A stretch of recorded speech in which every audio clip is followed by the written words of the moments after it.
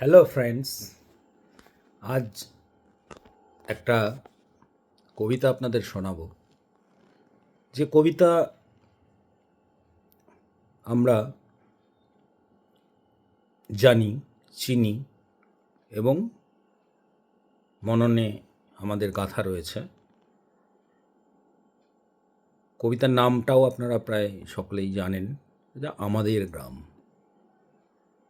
আমি এই কবিতাটা একটু পাঠ করছি, তারপর আমি বিস্তারিত আসছি। আমাদের ছোট গাঁয়ে ছোট ছোট ঘর, থাকি সে তা সবে মিলে নাহি কেহ পর। পাড়ার সকল ছেলে মোরা ভাই ভাই, একসাথে খেলি আর পাঠশালা যাই। হিংসা ও মারামারি কভু নাহি করি, পিতামাতা গুরুজনে সদা মোরা ডরি। আমাদের ছোট গ্রাম মায়ের সমান, আলো দিয়ে বায়ু দিয়ে বাঁচিয়েছে প্রাণ। মাঠ ভরা ধান আর জল ভরা দিঘি, চাঁদের কিরণ লেগে করে ঝিকিমিকি। আম গাছ জাম গাছ বাঁশঝাড় যেন মিলেমিশে আছে ওরা আত্মীয় হেন। সকালে সোনার রবি পূব দিকে ওঠে, পাখি ডাকে বায়ু বয় নানা ফুল ফোটে।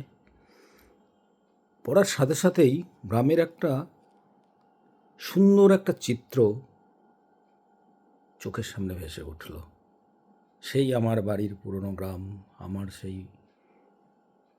আমার মতো আপনাদের শত শত লক্ষ লক্ষ মানুষের যে পুরনো গ্রাম,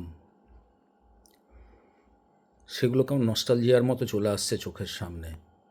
যেন রিল যাচ্ছে একটার পর একটা, পাসিং অন। এই জন্যই বলা হয়েছে god made the village, man made the town.